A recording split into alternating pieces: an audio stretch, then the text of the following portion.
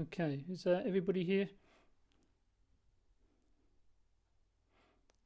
So just want to check. You're all happy with the sound? You've all got the original sound turned on? Oh, I forgot. Sorry. Just make sure you got that as one of the critical ones. Okay, it's coming up to past, so we can all come off mute in a minute.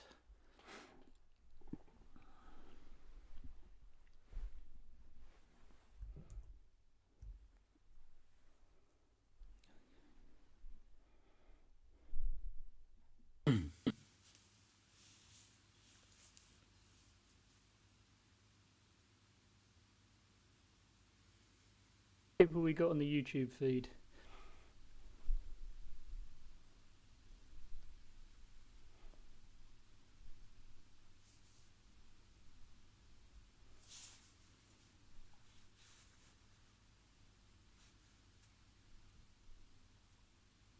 Sorry, Mark, you were asking a question.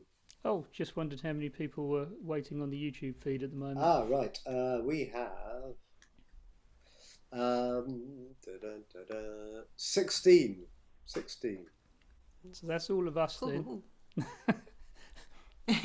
Is anybody looking at the YouTube link at the moment? Yes, I am.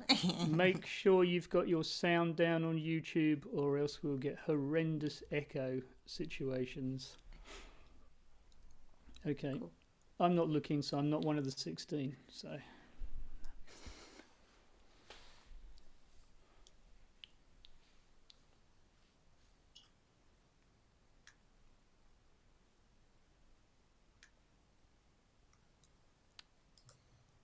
okay, shall we start? Assuming that there's an audience out there, we'd very much like to welcome you. Not wishing to dwell on the current circumstance too much, but the last year has presented us with opportunities as well as challenges. Collaborations using technology have enabled us to maintain our activities and retain our identity as the Oxford Improvisers. This time last year saw us having to cancel concerts, our regular concert at the Old Fire Station, Oxford.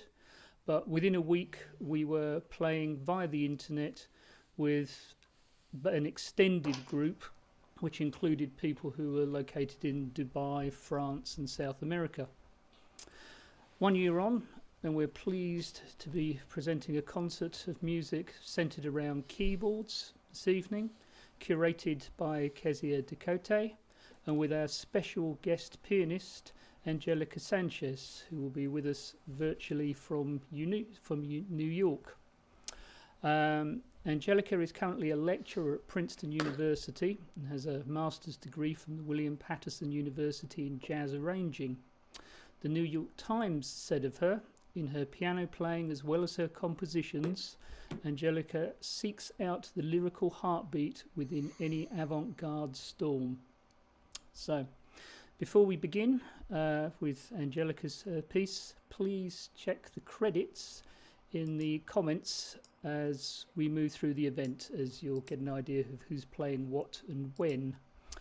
There's also a PayPal link for donations, and if you want to leave any feedback, leave it on Facebook, leave it on the YouTube, wherever you like. We'd like to hear from you just to know who's out there and who's actually listening and supporting us. Now I'll pass you over to Kezia to introduce the first of two pieces that will be played by the Oxford Improvisers this evening. Over to you, Kezia. Evening, good afternoon, good morning, if anyone is in that time zone. Can you hear me well? Yeah? Good, thank you. So I don't know if you guys know, so on the 88th day of the year, we celebrate Piano Day, in honor of the 88 keys of the instrument. And yeah, so we are here at Oxford Improvisers. We decided to do that a week earlier, just because. So that's why today we have this keyboard focus concert. And this first piece is going to be played just by the keyboards of the ensemble. So it's a piece that I devised. So it's an improvisation with some instructions. And the title is Dots, Blocks, and Lines. So it's a piece in 3 movements and it lasts around 8 minutes. So yeah, so enjoy it. Yeah. So now we stay with just the keyboards of the ensemble.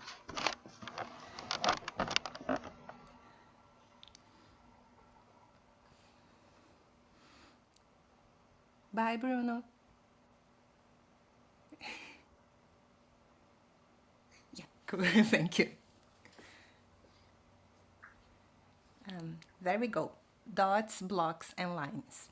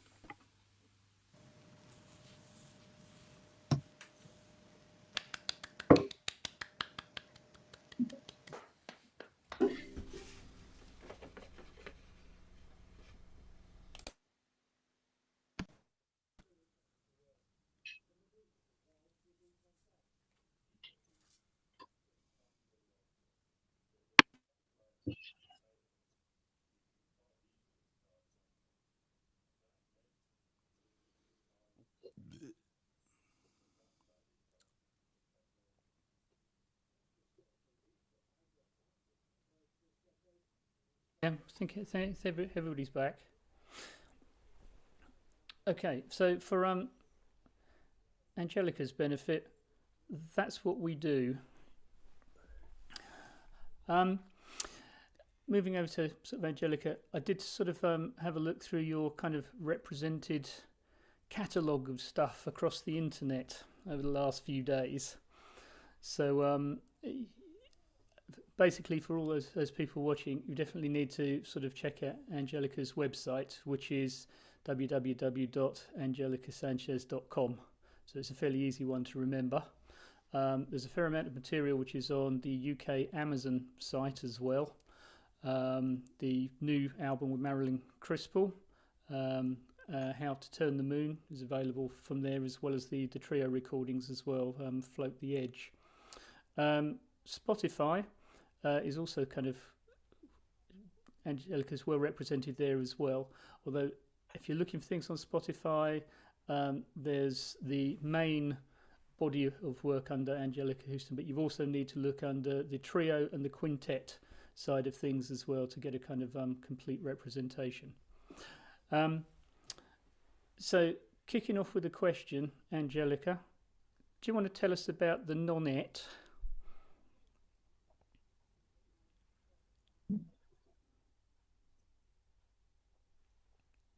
We can't hear you if you're talking. Me now? Sorry, we can hear you now. Yes. Now? Okay, good. Yeah. It's the microphone. Thanks for having me on, and it was great to hear everybody play together. It's so great you can do that through this pandemic we're having. So yes, my NoNet is we've been around maybe 6 years now, and we were supposed to record in December to make our first record, but all that got put on hold because a few people don't live in New York, so the flying was out of the question. So we're recording in August. So I'm very happy to report that, and I think there's some videos on YouTube where if you wanted to hear what we're up to, you can go there and listen. But it's mostly original music. I have one Duke Ellington piece that I've arranged for that group, but the whole group sort of. I'll tell you who's in the group. It's with Chris Speed and Michael Latias, Thomas Hebert, who's wonderful, and I'm forgetting now people. Omar Tamez, Sam Oswabat, John Hebert, who's a great bass player, Ben Goldberg, who's contrabass clarinet, sorry, and there's someone else I'm missing.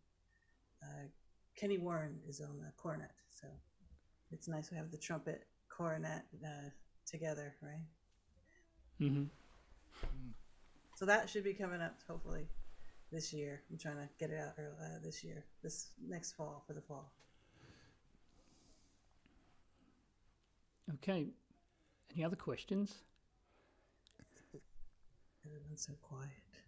Very kind of fun question. Sure. I'm curious, Angelica. Oh, can you hear me? Yeah. I can hear you. I'm Yes. curious, yes, to know how you started improvising. Is something that has been with you since the beginning, or you found later in your path? Yeah, I think so. I started learning by ear initially as a kid, and didn't really read music too well till I was maybe 18 or 19. I got deep into study at that point. So I always improvised. And then when I got to New York, I believe I was like 20 when I finally got to New York, found a whole pocket of people.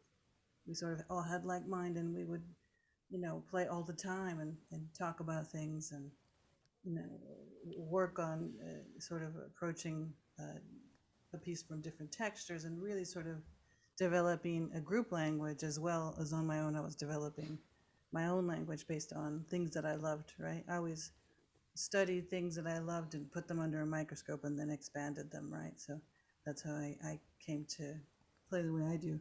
And hopefully it's still evolving, but yeah, improvisation's sort of always been a big part of my life, even as a kid. I started when I was around 10 playing piano, so. I played the clarinet before that badly. Really? Oh, wow. It's cool. So you also play the toy piano as well, do you not? Yeah, I have a deep love for the toy piano. I used it on my solo recording I have. It brings up so many different moods you can create with it, right? It's not really a versatile instrument, but you use it in a versatile way, right? So Yeah. I have an old one I found at a yard sale for like $10. I love it. Really? Yeah, I do play it sometimes. Someone asks me to use it. So. Do you have any tips for people who are just starting out improvising? Sure. Well, one thing I always tell my students is like, it's improvising is not just having a conversation with another musician, right? It's also about how we're listening. We can listen. I'll have a group of people. I'll say, okay, I want you to listen just to the hi-hat cymbal, and I want you to create a dialogue with that hi-hat cymbal, right? And that cohesiveness creates more cohesiveness within the group. And then I'll tell the trump player, I want you to listen to just the bass player. And so, or sometimes I'll have people close their eyes and listen, right? Because sometimes people tend to just play what we know because it's comfortable, and that's not what improvising is, right? Improvising is being in the moment. So for me, it's almost like a meditation, right? Getting into that space where I'm not thinking about myself or sounding good or what I can do.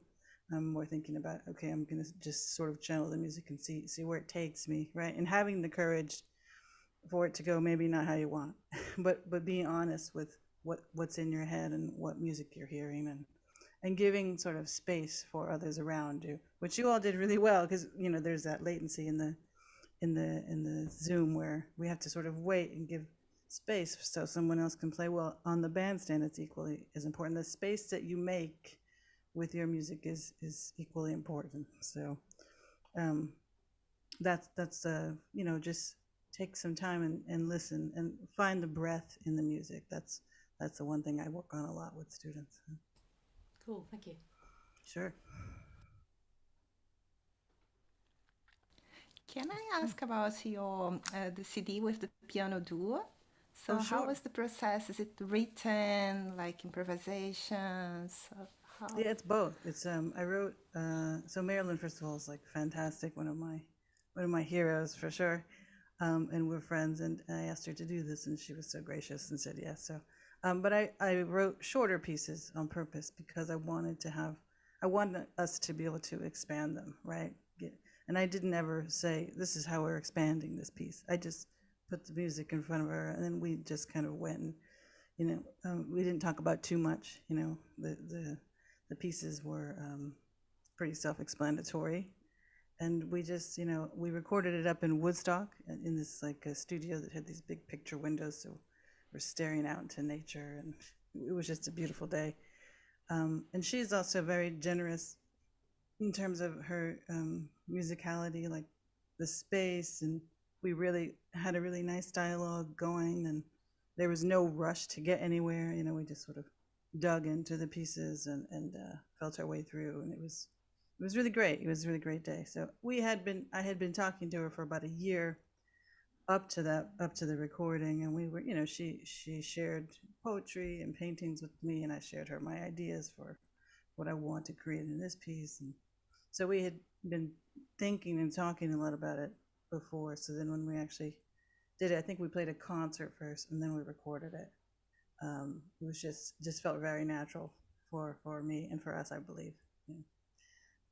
Ah, that's The pianos beautiful. can be tricky because that's a whole lot of piano. It's like even I have my piano limits.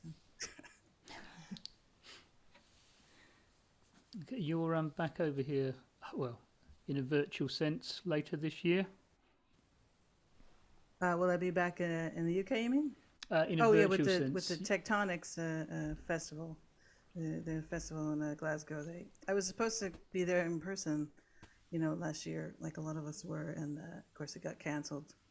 And then they were talking about doing it in person again, but then it just didn't work out. So they asked me to submit a piece, about a 15 to 30-minute piece for their festival in May, right? And I'm currently working on a composition that actually includes a moog with piano, right? So that to have the two things happening at the same time, and it's a composed piece, but there's improvisation. So I have a love of moogs. So I don't use them that often, but I had one for 20 years, and I said, oh, now's the time I'm gonna write a piece for it. So that's what that piece will be. Great. I wanted to ask, how do you feel about playing a solo improvisation? Well, there's lots of ways to approach playing solo piano, right? So sometimes I've played standards, tunes, and sometimes I'll just sit and see where things take me. Sometimes I'll create a piece using an intervallic development.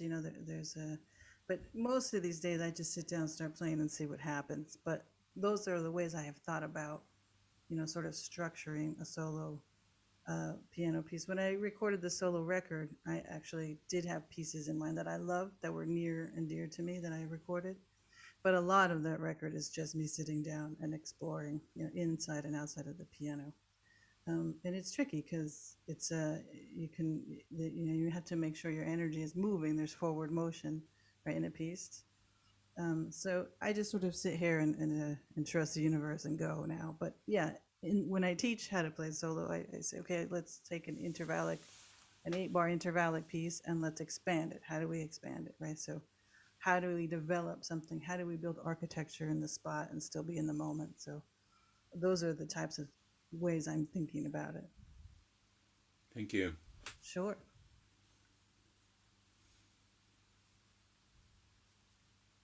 Now the pressure's on. You're also quiet. I'm used to a much noisier crowd. We can supply that if you want. Oh, sure. Yeah, absolutely.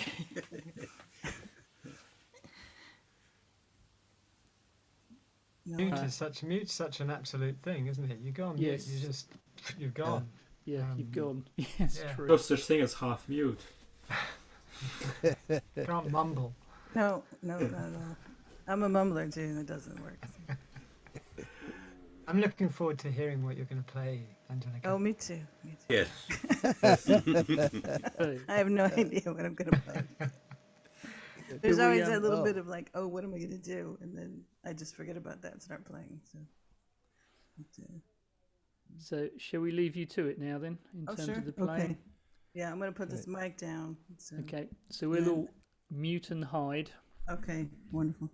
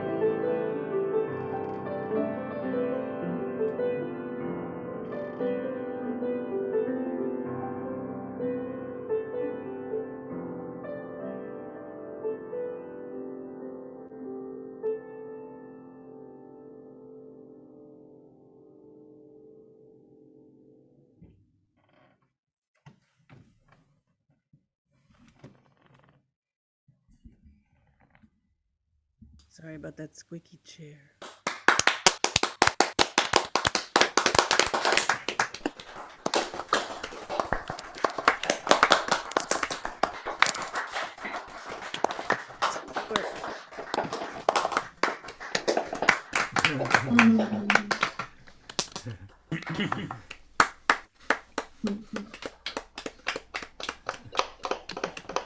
Anyway, thank you to Angelica.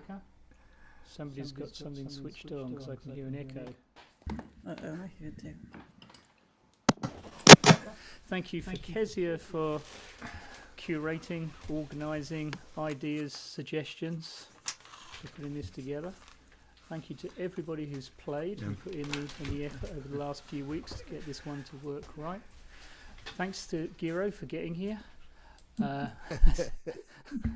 dealing with the Munich traffic, etc. Had he have stayed in Oxford, none of that would have happened. Thanks to Dan in the background, who we haven't seen, who's been controlling the feeds and making sure that everything from a technical perspective is going okay. So, is Dan there at the moment? Okay, he's There he is. Hello, everyone. Well done everyone. You did great. there will be more from us, probably in a month or so's time, when we'll arrange another concert, make ourselves visible again, and there's the possibility in early May that we may actually be together in the same place, actually performing on a stage whilst being filmed in Oxford. So all of that is possible and is coming up soon. But as I say, we'll leave you now. Thank you very much. Dan, kill the stream. Thank you, Mark, for this amazing. Thank you, Angelica. Bye, everyone. Thank you, Mark. Yes. Thank you, Angelica. And thank you, Thanks everyone. Thank you, Mark. Thank you, Dan. Thank you. Thank you, Angelica. Yes. Yeah. Thank you so much. Oh,